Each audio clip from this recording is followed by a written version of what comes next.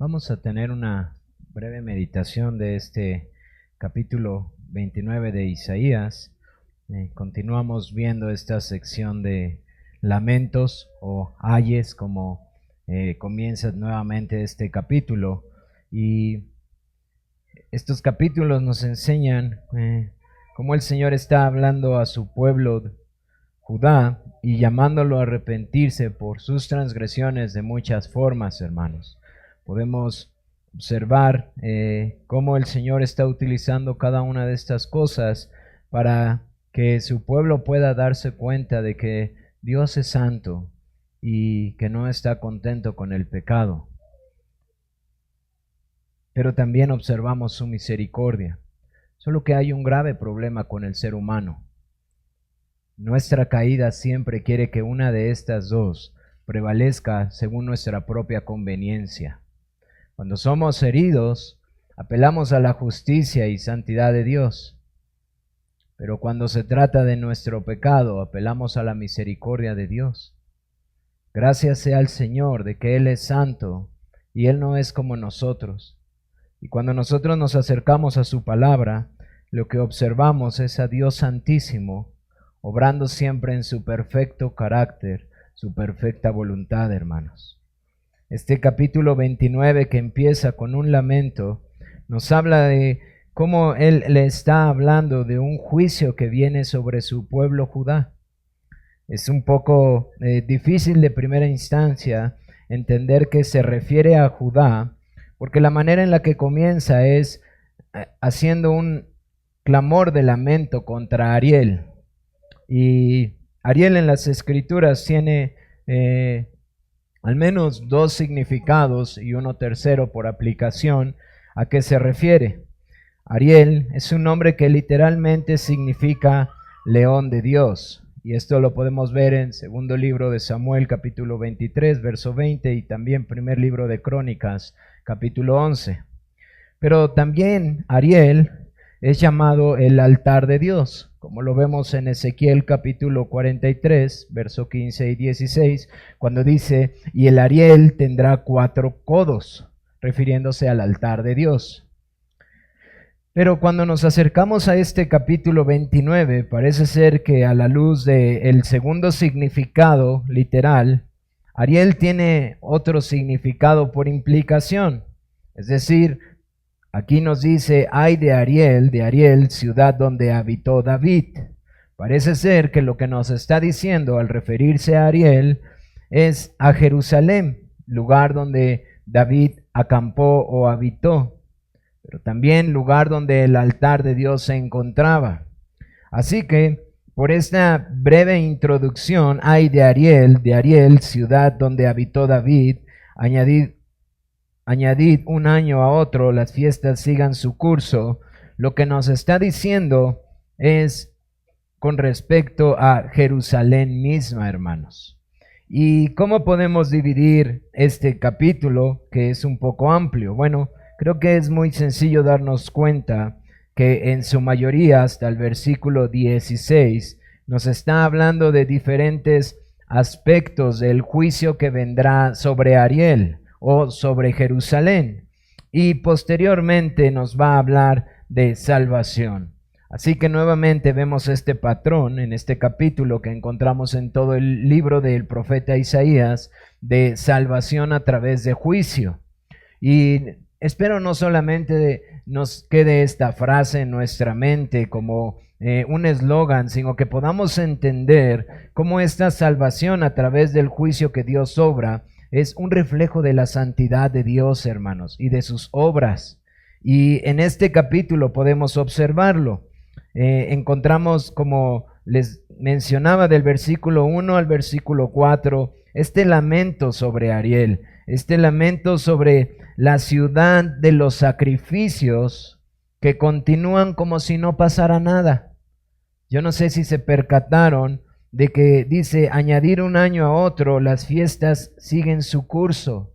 ¿Se han percatado acaso de que el lamento sobre esta ciudad donde acampó David, donde muy probablemente se refiere a Jerusalén y está hablando del altar de Dios, ellos continúan con su vida religiosa. Hay un lamento porque las fiestas siguen su curso. Y el versículo 2 dice: mas yo pondré a Ariel en apretura y será desconsolada y triste. Porque ellos no se han percatado que su actuar no es conforme a la voluntad de Dios. De hecho, el capítulo anterior y todos los capítulos anteriores, el Señor ha hablado por medio del profeta Isaías, quien el periodo en el que él profetizó fue amplio. Y está hablando de una forma y de otra forma, hablando sobre juicio a las naciones, como ya lo hemos visto, sobre un juicio que vendrá sobre toda la tierra, sobre toda su creación. Pero parece ser que Jerusalén dice: esto no es para mí. Esto no es para mí, esto es quizás para aquellos gentiles que practican el pecado. Nosotros nos fue dado el templo. A nosotros nos fue dado los sacrificios. A nosotros nos fue dada la ley. Parece ser que uno de los temas más amplios del profeta Isaías es la soberbia que provoca la religión falsa, hermanos. La soberbia que viene al corazón cuando no hay un entendimiento claro de la misericordia de un Dios justo, o cuando no hay un entendimiento de la santidad de Dios y quiénes somos nosotros. Porque si ustedes recuerdan atrás, el Señor ha hablado acerca de la soberbia de los pueblos y cómo ellos confían. De hecho, históricamente hay un imperio de los sirios que se está acercando y está muy pronto a conquistarlos. Pero el Señor ya les había advertido y ya les dijo incluso el reino del norte, que no se arrepintieron, que constantemente les mandé profetas, ahora está por ser invadido y después vendrá la invasión sobre ustedes. Y en el corazón del reino del sur, por lo que vemos en cada uno de estos capítulos, incluso inmediatamente el siguiente, el capítulo 30, como lo veremos dentro de 8 días, ellos dicen: bueno, buscaremos refugio en Egipto. Y qué triste es ver cómo somos como hombres, hermanos. Qué triste es ver cómo el Señor nos describe en su palabra como obstinados. Continúa el profeta hablando de una liberación inesperada en todo esto, una salvación que vendrá por parte del Señor. Dice el versículo 5: y la muchedumbre de tus enemigos será como polvo menudo. Y ahí nuevamente uno tendría que sorprenderse y decir: les está hablando de juicio, y repentinamente el Señor dice que sus enemigos van a ser destruidos. Y la multitud de los fuertes como tamo que pasa, y serán repentinamente en un momento destruidos. De hecho, si nosotros vamos a los libros que nos hablan de la historia que está ocurriendo en este momento, es muy probable que el cumplimiento parcial de esto está registrado en el segundo libro de Reyes, capítulo 19, cuando los asirios son destruidos. Así que el Señor dice que Él no se complace en la dureza de su corazón de este pueblo. No obstante, Él mostrará su misericordia. Pero habla de un tema que también debería de sorprender al pueblo de Dios. Habla de la ceguera espiritual que el Señor manda a su pueblo. Verso 9 al verso 12. Dice que habrá un endurecimiento en parte. Y decía un autor: el endurecimiento nunca es una mera previsión, es una acción judicial del gobierno de Dios, providencialmente para un pueblo obstinado. Dice el versículo 11: y os será toda visión como palabras de libro sellado, el cual se dice al que sabe leer y le dijeren: lee ahora esto, él dirá: no puedo porque está sellado. Y si diere el libro al que no sabe leer diciéndole: lee ahora esto, él dirá: no sé leer. El Señor dice que como parte de sus juicios que está ocupando estos reinos, y Él quitará, Él hará algo sobre ellos. Y esto será que no tendrán la capacidad de entender el misterio de la misericordia y la justicia de Dios, o no tendrán la capacidad de entender la ley de Dios. O como dice el apóstol Pablo en el capítulo 1, el entendimiento será entenebrecido porque habiendo conocido la gloria de Dios lo cambiaron por la gloria de las criaturas. Amados hermanos, uno no tiene que ir muy lejos para ver esto. Esto ocurre en nuestro país, en ciudades en donde la maldad es tan evidente que el endurecimiento de la gente y desafortunadamente de muchos creyentes es palpable al no mirar lo grotesco en los pecados en los que viven en estas ciudades. Y al hablar con creyentes, hermanos, que se han acostumbrado a prácticas completamente abominables a nuestro Señor. Y uno debe de considerar por qué la conciencia de los hombres se entenebrece. El Señor nos enseña aquí que hay endurecimiento en parte cuando un pueblo, su pueblo, está cambiando la gloria de nuestro Dios. También nos habla acerca de la hipocresía religiosa, que por cierto el Señor Jesús toma estas palabras para referirse a los fariseos. Versículo 13 dice pues el Señor, porque este pueblo se acerca a mí con su boca y con sus labios me honra, pero su corazón está lejos de mí y su temor de mí no es más que un mandamiento de hombres que les ha sido enseñado. Amados hermanos, yo medito esto y no puedo dejar de pensar. Y espero mis hermanos de Ciudad de México no se sientan incómodos. Pero no puedo dejar de pensar cada que voy a la Ciudad de México. Qué obscura ciudad. Qué obscura ciudad. Y qué triste es muchas veces que el pueblo de Dios esté acostumbrado a eso. Pero ¿saben algo? Nosotros no estamos lejos.